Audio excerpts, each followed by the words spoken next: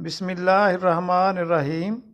حضور سرکار مدینہ علیہ الصلاۃ والسلام دعوت اسلام کی غرض سے مکہ مکرمہ سے باہر تشریف لائے اور طائف کی طرف متوجہ ہوئے۔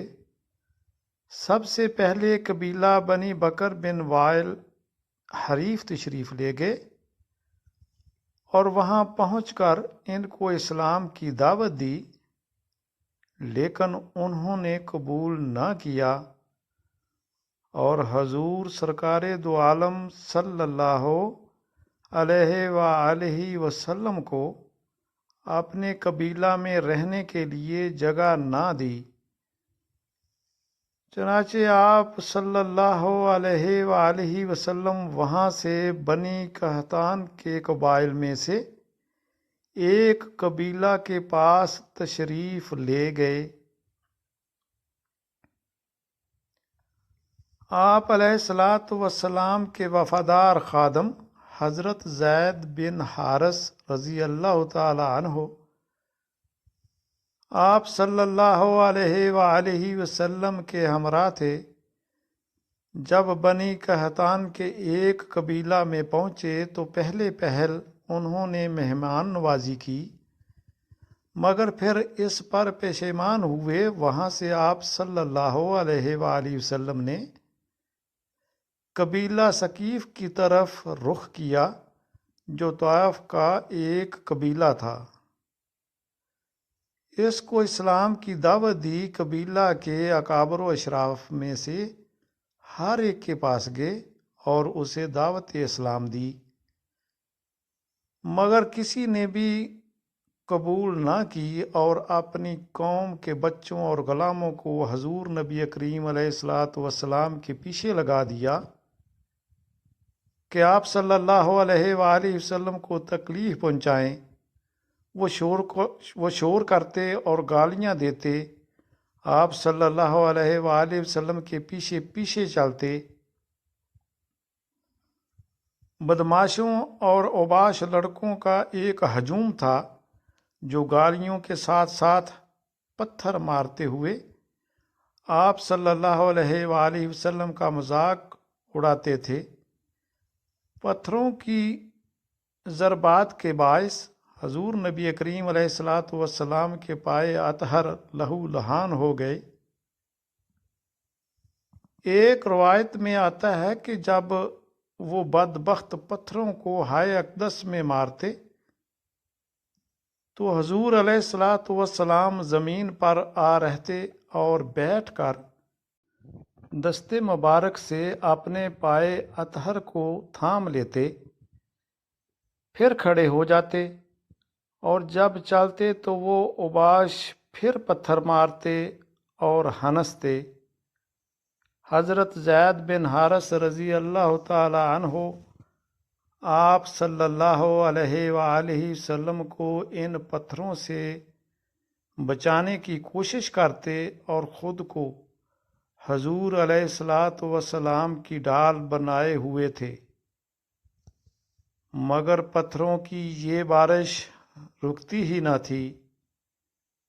ان پتھروں کے لگنے سے حضرت زید بن حارث رضی اللہ تعالی عنہ بھی زخمی ہو گئے۔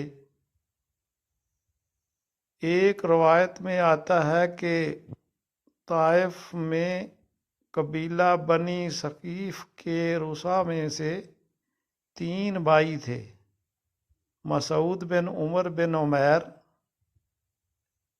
عید یالیل بن عمر بن عمیر اور حبیب بن عمر بن عمیر۔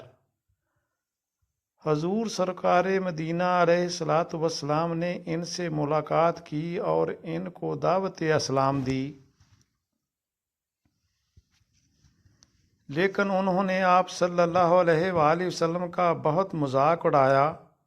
ایک بھائی نے آپ صلی اللہ علیہ وآلہ وسلم سے کہا کہ اگر تم پیغمبر ہو تو میں نے خانہ کعبہ کو چرایا ہو۔ دوسرے بھائی نے کہا پروردگار کو تیرے سے بہتر آدمی نہیں ملا جسے پیغمبری کے لیے بھیجتا، جو تم کو منتخب کر لیا ہے۔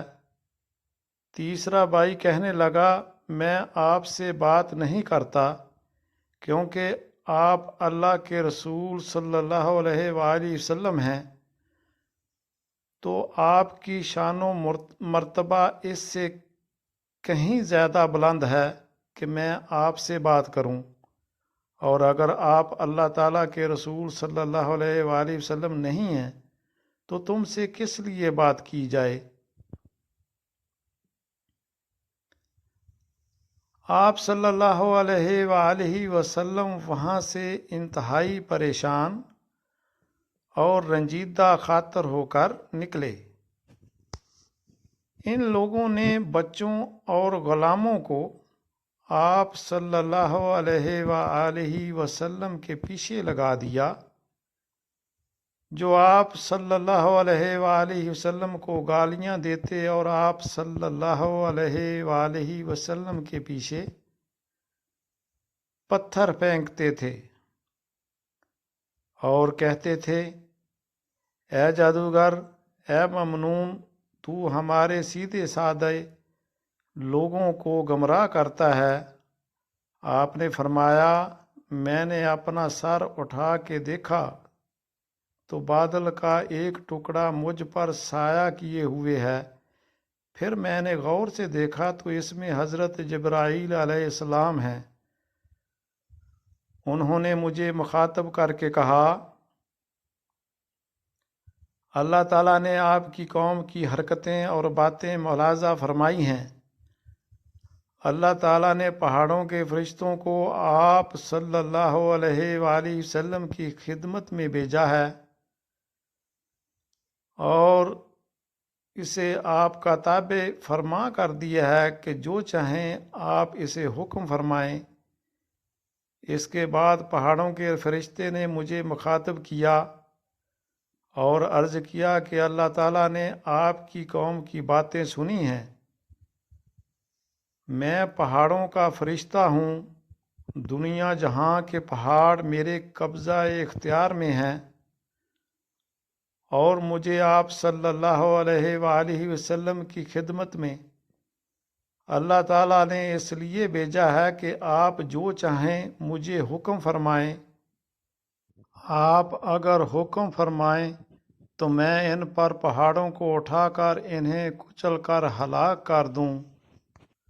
حضور رحمت دو عالم صلی اللہ علیہ وآلہ وسلم نے فرمایا، میں نہیں جانتا کہ انہیں نیست و نابود کر دیا جائے، کیونکہ مجھے امید ہے کہ اللہ تعالیٰ ان کی نسل سے ایسے لوگ پیدا فرمائے گا جو اللہ تعالیٰ کی عبادت کریں گے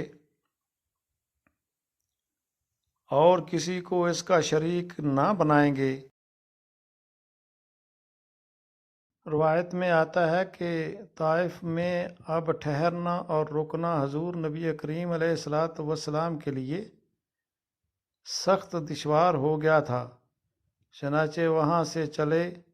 طائف کے بازار میں اوباش لوگوں کا ہجوم گالیاں دیتا اور پتھر برساتا ہوا ساتھ ساتھ تھا۔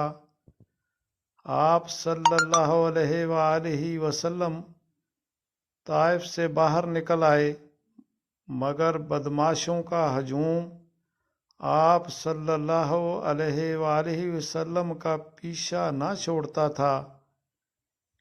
ان اوباشوں نے تقریباً 5 کلومیٹر تک شہر سے باہر بھی آپ صلی اللہ علیہ وآلہ وسلم کا تعاقب کیا۔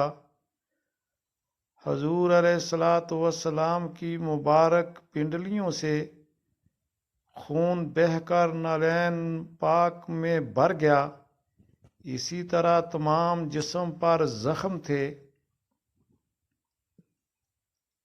تو آپ سے تقریباً 5 کلومیٹر کے فاصلے پر مکہ مکرمہ کے ایک رئیس عتبہ بن ربیعہ کا باغ تھا۔ ان لوگوں کی اظہار ثانی سے بچنے کے لیے آپ صلی اللہ علیہ وآلہ وسلم باغ میں داخل ہوئے۔ باغ کے مالک عقبہ بن ربیعہ اور شیبہ بن ربیعہ ایک بلند مقام پر کھڑے ہو کر وہ سارا منظر دیکھ رہے تھے۔ جو اہل ثقیف آپ صلی اللہ علیہ وآلہ وسلم کے ساتھ سلوک کر رہے تھے۔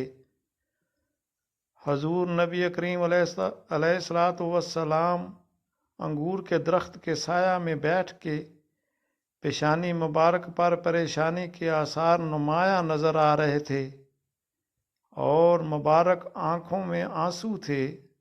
رکت بری آواز میں اللہ تعالیٰ کے حضور دعا مانگی، اے اللہ، میں تجھ سے اپنی قوت کی کمزوری، اپنے حیلہ کی کمی اور مخلوق کی طرف سے اپنی رسوائی کی شکایت کرتا ہوں۔